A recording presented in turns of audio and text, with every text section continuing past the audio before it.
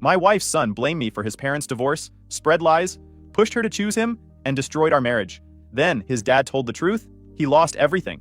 She ended up alone, and I'm living better than ever without them. Hey Reddit, my wife's son thought I ruined his parents' marriage. His dad backed the story. My wife tried to keep the peace, and things got ugly fast. Before we get to the blow-up, let me start from the beginning. I'm 38, my name's Justin, and up until a few months ago, I thought I had a solid life. Career going well, decent house in the suburbs, a wife I cared about, and yeah, a stepson. That's where things started falling apart, but I guess I need to explain how we got here first. Grace and I met 5 years ago at a mutual friend's cookout. She was 33 then, recently separated, living with her sister at the time. I remember she had this mix of confidence and tiredness, like she'd been through a lot but wasn't going to let it crush her. We hit it off right away. She was funny, easy to talk to, nothing like the people I'd been dating before. I learned about her son Ethan on our second date. He was 15 then, living mostly with her, but spending some weekends at his dad Victor's place. She told me right away there was no going back with Victor. Things had been bad for years. She said the split was messy, sure, but she was done with him long before she met me. Victor, though, told a different story. He started spreading this idea that Grace had left him for me, that I was sneaking around with her while they were still married. Total lie. When I met Grace, she was already separated. Papers filed, rings off. Didn't matter. Victor made sure everyone who'd listen thought I was the villain. Ethan heard that version too. At first, he didn't act like he hated me or anything. When I met him, he was polite but quiet, the way teenagers are when they don't know what to say. I didn't push. I figured he needed time to get used to the idea his mom was seeing someone new. The first year Grace and I were together, I made a point not to overstep. I didn't try to be his dad. I was just around. If he wanted help with something like rides to soccer practice or looking over his college essays, I was there. I showed up to a couple of his games when Grace asked. We even worked on his car together one weekend when his old Honda wouldn't start. He said thanks, was respectful enough, but I could tell there was this wall I wasn't getting through. I thought maybe it was normal teenage stuff. But then little comments started slipping out. Like when Grace and I got engaged, Ethan joked at dinner, "Guess mom doesn't waste time replacing people." Grace snapped at him for being rude, but he just shrugged and said it was a joke. It wasn't just one remark. Over the next couple years, every now and then he'd say something about guys who can't find their own wives, or people who like other people's leftovers. Grace would tell him to knock it off, but it was obvious where he got it from. Victor was still in his ear, keeping that story alive. When Ethan turned 18 and went off to college, things between us were civil, but cold. We weren't close, but we didn't fight either. He came home for breaks, spent most of his time in his room or out with friends. I thought maybe once he got older, he'd see things differently, like realize the divorce had nothing to do with me. Grace always said, he just needs time. I believed her. Around this time, my buddy Dante started saying things that stuck with me. I've known Dante since high school. He's one of those guys who doesn't sugarcoat anything. Owns a couple businesses, no kids, dates women half the city's jealous of. He saw the way Ethan acted at a barbecue one summer, when the kid barely said 2 words to me. After Ethan left, Dante looked at me and said, "Man, you don't owe that kid your dignity. Respect goes both ways. You start letting him treat you like crap now, it's only gonna get worse." And I told him it wasn't like that Ethan was just young, still mad about the divorce. Dante shook his head. He's a man now, not some little boy. You give an inch on respect, you'll be crawling before you know it. I laughed it off back then. Looking back, I should have listened harder. Because right after Ethan's first year of college, things really started to change. Not overnight, but there was this edge to him that wasn't there before. He'd come home for a weekend and barely acknowledge me. If I asked about school, I'd get one-word answers. If Grace and I made plans, he acted like I was stealing his mom from him. It was like all the bitterness Victor poured into him finally boiled over. And yeah, I kept thinking about what Dante said. Back then, I didn't realize just how bad it was going to get. We were living in Grace's former marital home. After we married, I took on most of the expenses even though the title stayed in her name. By the time Ethan started his second year of college, the attitude was getting harder to ignore. He came home for a weekend in October, and right away there was this edge to him. He walked in, said hi to his mom, gave me a nod so small I almost missed it, and then disappeared into his room. At dinner that night, he was on his phone the whole time. Grace asked about his classes and he mumbled something about them being fine. I tried making small talk, asked if he was still dating that girl from high school, and he just said, no, without looking up. Then a few minutes later, out of nowhere, he goes, "So Justin, what's it like taking another man's family? That weird at all?" Grace dropped her fork. "Ethan, that's enough." With Grace, that usually meant the end of it. No lecture, no follow-up, just a plea to keep the peace. He shrugged. "Just asking a question." I didn't rise to it. I just said, "I didn't take anything from anyone. Your parents were done before I even met your mom." He smirked like he didn't believe me and went back to eating. That's how it was with him. These little digs slipped in like casual remarks, but there was always something behind them. A few weeks later, Grace told me she'd been on the phone with Victor, and apparently he'd been telling Ethan real men protect their family and how I stole everything from him. Victor had cheated on Grace, by the way. She told me that back when we first started dating. He ran around on her for years. Grace hated confrontation, always has.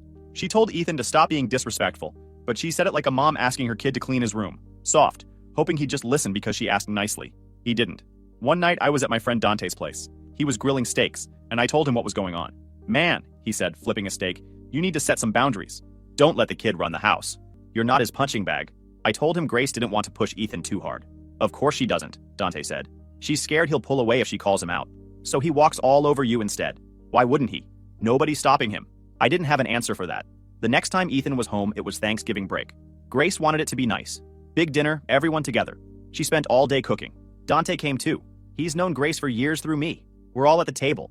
Grace bringing out the turkey. When Ethan says, "Hey Mom, you remember when Dad used to carve the turkey? Back before everything got replaced?" He looked straight at me when he said it. Grace closed her eyes for a second. "Ethan, please stop." "What?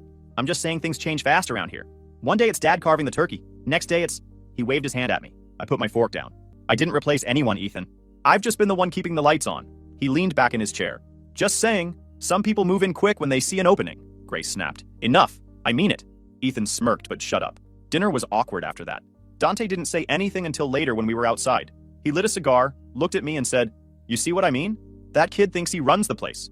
I told him I didn't want to make things worse for Grace. Dante shook his head. "You're not making it worse." He is. And he's going to keep doing it until someone tells him no. Christmas break was worse. Ethan was home for 3 weeks, and it was like I didn't exist.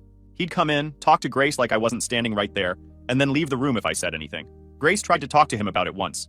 He told her he just didn't feel comfortable around me because of how things went down with his parents. She told me later she thought he'd grow out of it.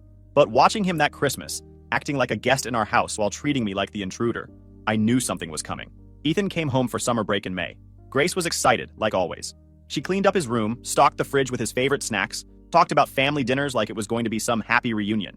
The first week, he was mostly out with friends. When he was home, he barely said a word to me. Grace kept telling me to give him time, but I'd been hearing that for years. One afternoon, I was working from home. I do consulting work, so most of my meetings are video calls. I was in the office downstairs, wrapping up with a client when it started. This loud electric guitar came blaring from upstairs. No rhythm, just loud, messy noise shaking the walls. I ignored it at first, thinking he'd stop after a minute. He didn't. It got louder. I sent him a quick text. "Hey, can you keep it down?" On a call. No response. 5 minutes later, it was even louder. He had the amp cranked all the way up, like he was doing it on purpose. My client asked if everything was okay. I apologized, muted myself when I could. As soon as the call ended, I went upstairs. Ethan's door was half open. He was standing there with the guitar, hammering on the strings, staring right at me when I walked in. "Hey," I said, calm as I could. "I've got another meeting in 20 minutes. Can you turn it down until I'm done?" He smirked. "It's my mom's house too, you know. I can play in my room if I want." "Not when people are working," I said. "Just keep it down a bit." He leaned the guitar against the amp, crossed his arms. "Funny, isn't it? You move into our house, take my dad's place. Now you're giving me rules? You think you're the man of the house or something?" I kept my voice even. "I'm asking for some respect, Ethan. That's it." He laughed. This short, sharp laugh. "Respect? From me? For what?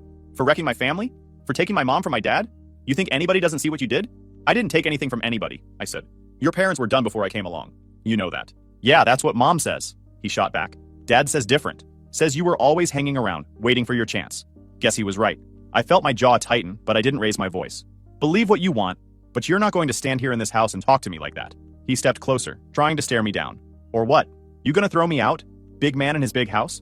You just married into it. You didn't build any of this. You needed my mom to give you a life." That one actually made me laugh. "Kid, I make more than your mom does. I pay most of the bills here. You think I'm here for money? You don't know anything about me." He grabbed the guitar again, strummed a loud, ugly chord right in my face. "Yeah, sure. You're just some perfect guy who did nothing wrong. Whole family fell apart for no reason. Must be nice living in your little fantasy world." I stepped back, kept my voice steady. "Here's the deal. You want to stay here? You show some basic respect. You don't have to like me. You don't have to talk to me. But you're not going to act like this in this house. You don't like it. You can leave." His eyes narrowed. "You serious?" "Completely," I said. "Door's right there." He stared at me for a long second, like he was waiting for me to back down. I didn't. Finally, he grabbed his keys off the desk. "Fine," he said. "I'll go to Dad's. At least he actually cares about me." "Go wherever you want," I told him. "But you're not staying here if you can't be civil." He stormed out, slamming the front door so hard the windows rattled. 10 minutes later, Grace started blowing up my phone. "Why is Ethan calling me crying?" she texted. "What happened?" By the time she got home, Ethan was at Victor's place, telling everyone who would listen that I'd thrown him out for no reason, that I'd been verbally abusive, that I finally showed my true colors. Victor called Grace while I was standing right there, yelling loud enough for me to hear every word. Said he always knew I was trouble, that he should call a lawyer, that I had no right to put my hands on his son, though I hadn't touched him once. Grace looked at me like she didn't know what to believe. I told her exactly what happened, word for word. She just sat down at the table, rubbing her forehead. I need to talk to him, she said finally. Go ahead, I told her. But I'm not living like this anymore. And I meant it. The day after Ethan left for Victor's place, Grace spent hours on the phone. With Ethan. With Victor. Even with Ethan's girlfriend Mia. She came downstairs after one call, looking exhausted. He says he'll come back, she said. But only if you admit what you did. I was at the kitchen counter, finishing some paperwork. Admit what? That you ruined his parents' marriage? She said quietly. I actually laughed. You want me to lie to make him feel better? Grace frowned. He says it's not a lie. He says Dad told him. Yeah, I know what Victor told him, I cut in. Victor's been spinning that story for years because it makes him look less like the guy who cheated on his wife and blew up his own marriage. Grace rubbed her temples. Justin, I'm not saying it's true, she said. But if you acknowledge how he feels about the divorce, say you're sorry for the hurt, it might lower the temperature. He needs something that lets him stop fighting. So I confess to something I didn't do. So the kid who just called me a homewrecker can feel like he won't? She didn't answer right away. I stared at her. Grace, no. I'm not apologizing for something I didn't do. I didn't ruin your marriage. Victor did. You told me that yourself 100 times. She sat down across from me. I just want my son back. And I want some basic respect in my own house, I said. Not too much to ask. Over the next couple of weeks, Ethan stayed at Victor's. Grace started spending more time there too. First lunches, then 2 or 3 evenings a week. I told her, you know how this looks. She said, I'm there for Ethan, not for Victor. I said fine, but text me if you'll be past 10 and keep it to where Ethan is in the room. One night she didn't get home until after midnight. I was still up. We'd agreed on a 10 o'clock cutoff. She blew past it. Ethan didn't want me to leave, she said. Did he want you to move in too? I asked. She glared at me. Don't be dramatic. I'm not, I said. I'm asking how far this goes. Because right now, your son's holding the whole house hostage until I confess to something I didn't do. She didn't answer. Just went upstairs. The next weekend, she came back from Victor's place looking frustrated. He still won't come back if you're here, she said. Then he's not coming back, I told her. Justin, she said, like she couldn't believe I wasn't giving in. He's my son, and I'm your husband, I said. At least I thought I was. She didn't say anything to that. For the record, I don't think she was cheating. It looked wrong even if it wasn't. That night, I sat at the table, staring at the stack of papers Dante had sent me earlier in the day. Separation forms. I hadn't asked him for them, but he sent them anyway, along with a note. Don't wait around to be the bad guy in someone else's story forever. I looked at the papers for a long time. The next morning, Grace was in the kitchen when I came downstairs. I'm filing these, I said, putting the envelope on the counter. I warned you how this looked. I won't be the husband who waits at home while you spend nights at your ex's. She looked at it like she didn't understand. What is that? Separation, I said. I'm not living in a house where I'm treated like the villain because Victor can't own his mistakes, and your son wants someone to blame. You're giving up? She asked. No, I said. I'm done being disrespected in my own home. I'm done watching you run over there every time he snaps his fingers while I sit here like the problem. Grace looked at the envelope, then at me. This isn't what I wanted. It's what's happening, I said. He made his choice. Now I'm making mine. For a long time, neither of us said anything. She finally asked, what happens now? You figure out what you want, I said. But I'm not staying here while you and your son treat me like some stranger who wrecked your lives. I didn't. And I'm not going to pretend I did just to keep the peace. I'll keep paying what I've been paying through month's end while we unwind this. She didn't try to stop me when I picked up the envelope and walked out the door. It's me, Seer. 2 weeks later, Grace's sister hosted a birthday party for their dad. Big backyard thing, lots of relatives. Even Victor showed up because apparently he's still friends with half the family. They tolerated him for years. Part habit, part charm, mostly not wanting a blow-up in front of Ethan. I almost didn't go, but Grace asked. Skipping would look worse, and I was still family to her dad. Victor got there with Ethan. I hadn't seen either of them since the blow-up. Ethan didn't look at me once. Just stayed glued to his dad like I wasn't standing 10 feet away. Victor started drinking early. Beer after beer, laughing too loud, telling stories like he was the star of the show. Grace kept her distance. So did I. It was later in the evening when I heard him. He was in the driveway with 2 of Grace's uncles, voice raised. You know what? That marriage was dead years before she met Justin, he said, words slurring. I was gone half the time anyway. We were just pretending for the kid. He pointed toward the backyard where Ethan was sitting with some cousins. But she can tell him whatever she wants. I don't care anymore. One uncle asked something I couldn't hear. Victor waved his hand. Yeah, I cheated. Whatever. We were over way before that. She knew it. Everybody knew it. We were just living in the same house so it didn't blow up sooner. I stood there listening, not moving. Ethan had come up the driveway behind me at some point. I didn't realize until I heard his voice. Dad, he said, sounding sharp. What are you talking about? Victor turned around, eyes glassy. What? I'm telling the truth. Me and your mom were done long before she met him. He jabbed a finger in my direction. That guy didn't break anything. It was already broken. Ethan looked like someone had smacked him. You told me. Victor cut him off. I told you what you needed to hear. You were a kid. I wasn't going to tell you your parents hated each other for years. Thought it was easier if you blamed somebody else. Ethan didn't say anything. Just stood there staring at his dad. Then he turned and walked back toward the backyard without looking at me. The uncles wandered off too, shaking their heads. Victor lit a cigarette and leaned against his car like he hadn't just blown up the story he'd been telling for 5 years. I didn't say a word to him. Later that night, people were talking. Grace's cousin told me she wasn't surprised. Apparently, most of the family had long suspected Victor was running around on Grace. They just didn't press it. Denial was easier than a public split. By the time the party ended, Ethan was sitting by himself, not talking to anybody. His girlfriend Mia showed up to drive him back to Victor's place. A couple days later, Grace told me Mia broke up with him. Said she found out he'd been telling people I was violent, that I threw him out of the house screaming and threatening him. When she realized none of it was true, she was done. She told him he was just like his dad, Grace said. I didn't feel sorry for him. After the party, things between Grace and Ethan started to shift. At first, she tried to comfort him, telling him Victor was drunk, that maybe he didn't mean it the way it sounded.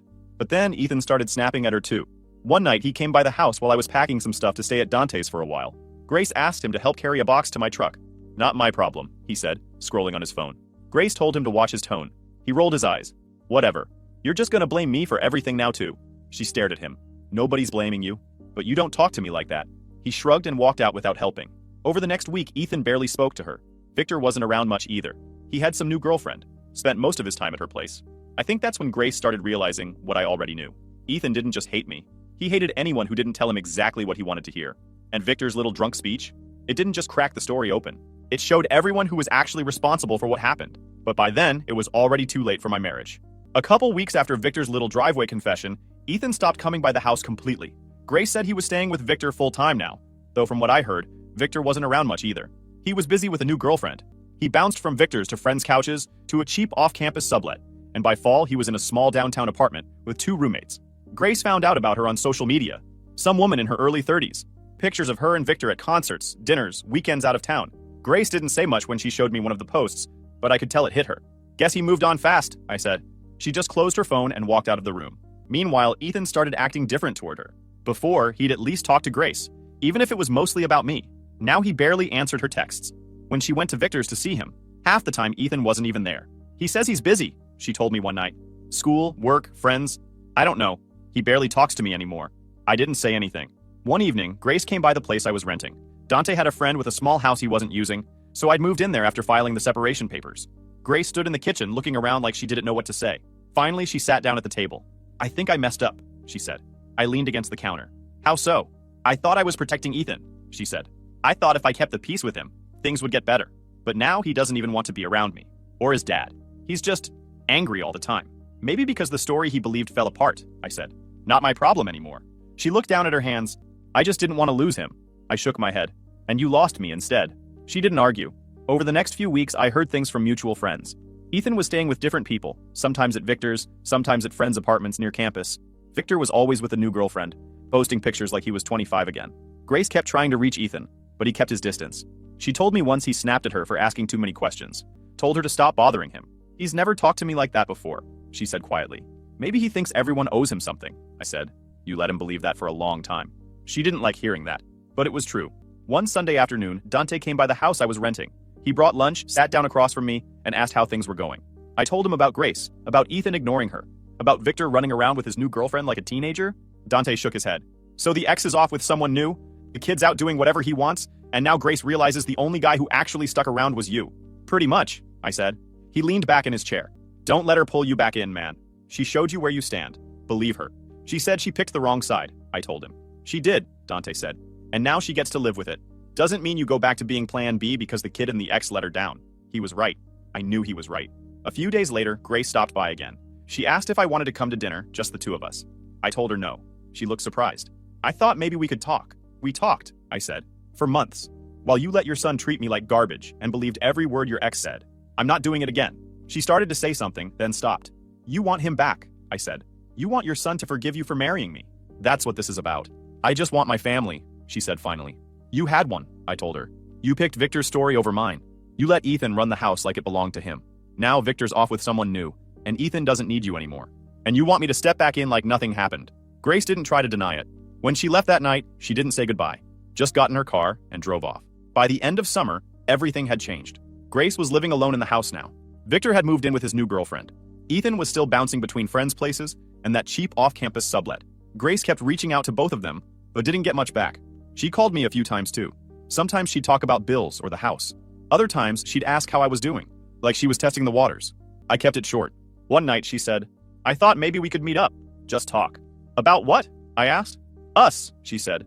"There is no us, Grace," I told her. "Not anymore." She didn't say anything for a while, then hung up. That was the last time she called for weeks. Meanwhile, I started getting my life back together. Work was going well. Dante hooked me up with some new clients through his business contacts, and the extra money helped me move into a bigger place. I bought a small house on the edge of town. Nothing fancy, but it was mine. No ghosts attached to it. Dante kept dragging me out on weekends. Golf, cookouts, whatever. That's how I met Isabella. She worked with one of Dante's friends. No kids, never married, had her own place, her own career. First time we talked, it was easy. No drama, no walking on eggshells. We started grabbing coffee after a couple of those group outings, then dinner. A few weeks later, we were seeing each other regularly. Grace found out when Dante posted a picture of a group dinner on Facebook. Isabella was sitting next to me. We weren't even holding hands or anything, but Grace texted me the next day. "She's pretty," was all she wrote. I didn't reply. By fall, Isabella and I were spending a lot of time together. We went hiking on weekends, tried new restaurants, even took a trip to the coast for a few days. She never asked about Grace or Ethan unless I brought it up, and when I did, she just listened. No judgment, no advice I didn't ask for. Grace, on the other hand, started calling again. First about small things, the house paperwork, a bill that came in my name. Then she asked if we could talk in person. I met her at a diner near the old neighborhood. She looked tired.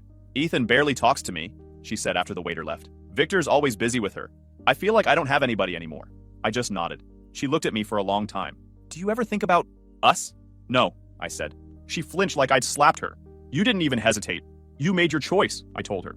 "I lived in that house for years while your son disrespected me, and your ex spread lies about me. You believed them. Now you want me back because they let you down too?" "No thanks." Tears filled her eyes, but I didn't feel much. Maybe I was too far past it. "I thought you loved me," she said. "I did," I said, "but I love my self-respect more." She didn't argue, just nodded and stared at her coffee. A week later, Dante hosted a big barbecue at his place. Isabella came with me. Couple dozen people there, music playing, kids running around. Dante handed me a beer and nodded toward the gate. Grace was standing there. She looked at the crowd, at Isabella talking to some of the other guests, at me laughing with Dante, and she froze like she wasn't sure if she should even come in. She didn't stay long, just said hi to a few people, kept glancing my way, then left after 20 minutes. Dante smirked. "She didn't like seeing you happy." "Not my problem," I said. 2 weeks later, I heard through a mutual friend that Ethan had dropped out of college for the semester. Grades tanked, apparently. He was working part-time at some warehouse, still living in a small apartment near downtown. Victor didn't want him moving back in. Grace was upset, but didn't know what to do. She thought siding with him would save their relationship, Dante said when I told him. All it did was wreck yours and ruin hers too. He wasn't wrong. By winter, Isabella and I were planning a trip to Mexico. First real vacation I'd taken in years. When Grace found out, probably through Facebook again, she texted me one last time. "I wish things were different," she wrote. I stared at it for a minute, then put my phone down. Didn't reply. The night before the trip, Dante came by with a bottle of champagne. We sat on the back porch while Isabella packed inside. "You did the right thing," Dante said. "Yeah," I said. "Feels like it." "Grace made her choice," he said. "Victor made his. The kid made his. Now you get to make yours. Don't look back." I didn't plan to. When we left for the airport the next morning, I felt lighter than I had in years. Grace had her empty house. Victor had his new girlfriend. Ethan had his pride and nothing else. And me? I had a fresh start. YouTube just dropped this new hype feature. If you're hooked on this story, smash that hype button. It tells YouTube this video deserves to blow up, and it keeps even crazier stories coming your way.